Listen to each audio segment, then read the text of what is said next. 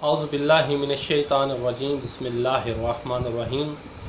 मैं आपके सामने मौलाना शैद अब्बास तौहीदी दरूद मोहम्मद व आले मोहम्मद पर कि जिसने हमें इंसान बनाया और उस खुदा की तारीफ़ जो अली का भी रब है और हम गुनाहगारों को रिज़्क़ देता है।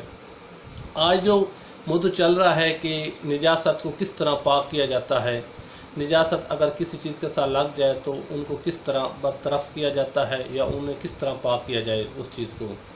तो आज था इस्ताला, अगर किसी निजी चीज़ की माहियत इस तरह बदल जाए कि वो पाक चीज़ों में तब्दील हो जाए तो वो पाक होगी। और इस अमल को इस्ताहाला कहते हैं। मसलन निजस लकड़ी जल कर राख बन जाए या कुत्ता नमक की कान में गिर कर मर जाए और नमक बन जाए तो वो पाक हो जाएगा। लेकिन माहियत तब्दील ना हो तो इस्ताला नहीं कहलाएगा। जैसे निजस गंदम को पीस कर आटा बना लिया जाए या रोटी तैयार कर ली जाए तो वो पाक नहीं होगी। अस्सलामु अलैकुम वरहमतुल्लाहि व बरकातहू।